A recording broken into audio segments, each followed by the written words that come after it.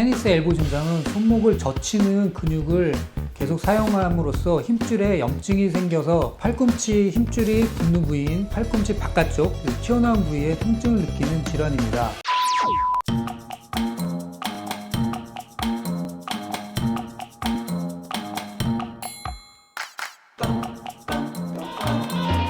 테니스 엘보 증상은 손목을 젖히는 근육을 계속 사용함으로써 힘줄에 염증이 생겨서 팔꿈치 힘줄이 붙는 부위인 팔꿈치 바깥쪽 튀어나온 부위에 통증을 느끼는 질환입니다. 통증은 주로 팔꿈치 바깥쪽에서 느껴지고 심할 때는 전완 부위 아래쪽으로 내려오는 경우가 있습니다. 테니스 엘보 증상은 한 번의 큰 충격으로 생기는 것이 아니라 작은 충격이 반복적으로 생기면서 스트레스가 축적되어 발병되는 것입니다. 테니스 엘보라고 해서 꼭 테니스 치는 사람만 생기는 것은 아니고요. 또 운동하는 사람만 생기는 것은 아닙니다. 키보드를 많이 쓰는 자세라든가 팔을 많이 쓰는 직업을 가진 주부나 요리사 같은 이런 분들에게서도 테니스 엘보 증상은 많이 발생합니다. 자세하게 설명을 드리면 손등이 위로 올라간 상태에서 손목을 뒤로 젖히는 자세를 많이 하면 힘줄에 장력이 계속 가해지면서 염증이 생기는 것입니다.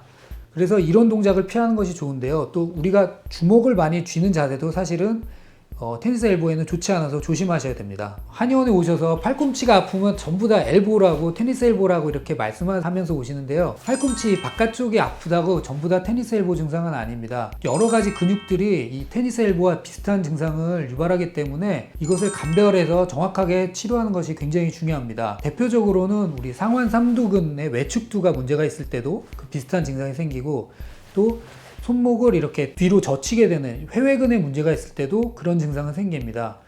또 극상근이라고 해서 어깨 근육에 문제가 있을 때도 이 팔꿈치 쪽에 통증이 생길 수가 있고 이외에도 팔꿈치를 펴는 주근이나 아니면 완요골근 또 우리 네 번째 손가락을 이렇게 젖히는 신전근이 문제가 있을 때도 테니스 엘보와 증상이 비슷하게 생기기 때문에 이것의 원인이 무엇인지에 따라서 치료를 잘 감별하여 치료를 해야 합니다. 테니스 엘보의 치료는 사실 시간이 많이 걸리기 때문에 좀 길게 생각하고 치료를 하시는 게 좋습니다. 저도 환자분들이 오시면 보통 한 달 이상, 2달 정도는 이렇게 치료 기간을 말씀드리고 치료를 하는데 치료 횟수도 자주 하실수록 효과는 더 좋습니다. 그리고 치료를 받으실 때 조심하셔야 될 것은 팔을 전혀 쓰시지 않는 게 가장 좋습니다.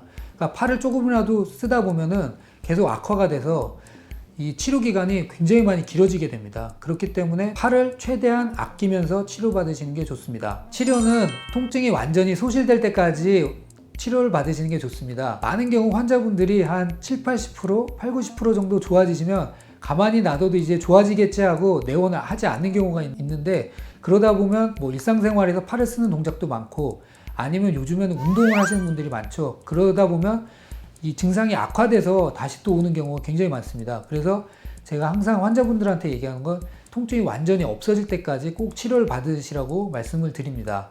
그래서 한의원에서의 테니스 엘보 치료는 침이라든가 부항 또 약침을 이용해서 염증을 빨리 없앨 수 있는 치료를 하게 됩니다. 간혹 목이나 어깨가 안 좋아서 이 팔꿈치 통증에 영향을 주는 경우가 있는데 이럴 때는 추내요법도 같이 병행을 하게 됩니다.